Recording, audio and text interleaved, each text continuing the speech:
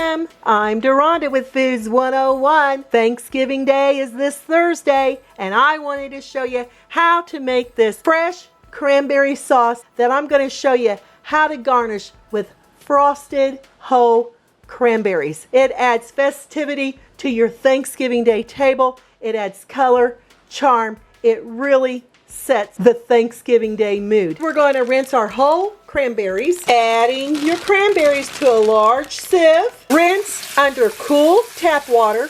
Shake them around. Add paper towels to a large tray and let your cranberries dry. You may want to roll them around. I've reserved a cup and a half of our rinsed, dried whole cranberries. In one bowl, I'm going to add that 100% liquid egg white. You want to be sure to shake it up first. Add a half a cup. In the other bowl, we're going to add that teaspoon of sugar, and I'm going to add about 2 tablespoons of that large granulated sugar. We're going to add the cranberry into our egg white. Shake off the excess egg white here on the fork and add it over here into our granulated sugar. You can do a few at a time. And then we just roll these around. And if you want to use a fork or tongs, you know, be my guest. I'll lie them over here on the cooling rack. Is what you can see I've got right here. That sugar is going to dry on those cranberries, and it's going to look like they're frosted. It creates this beautiful presentation on your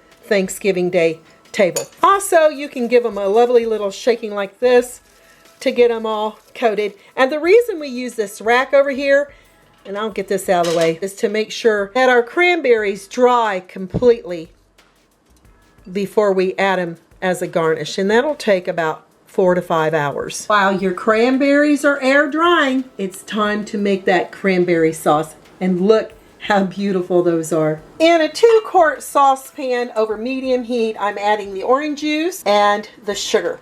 Give it a lovely little stirring, and we're going to bring this to a boil. Once it comes to a boil, you're going to let it boil for 5 minutes. Use your timer. You don't need to stir. 5 minutes are up. I'm turning off my timer, and next I'm adding those fresh whole cranberries. This is going to cook for an additional 5 minutes in this delicious citrusy syrup. After a minute, you can hear your cranberries pop.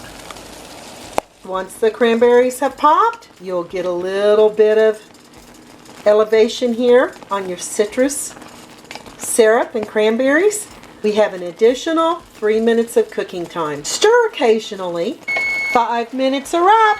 Turning off my timer, giving it a lovely little stirring, and that looks absolutely perfect. Just how you want it. We're taking this off the heat and letting it cool for another 5 minutes. The way I'm going to add this cranberry sauce is with a plate and a nice little decorative bowl. I'm filling it with that homemade cranberry sauce.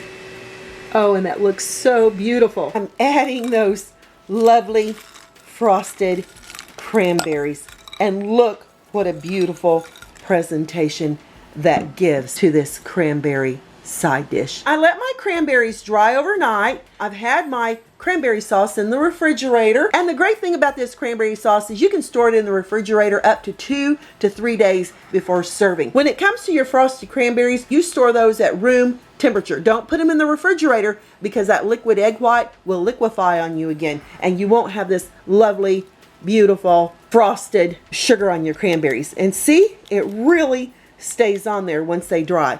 There you go. Hope you all give this a try. Let's see what the cranberry sauce tastes like. Perfect flavors between tart, sweet, citrusy. Perfect with turkey, dressing, mashed potatoes, gravy, and homemade rolls. It'll balance out your whole Thanksgiving Day meal. I'm Deronda with Foods 101. Leave me a comment, give me thumbs up. Be sure to click that notification bell to be the first to get my future YouTube food videos. Thanks a million for watching. Happy Thanksgiving to you, your family, and friends. Enjoy!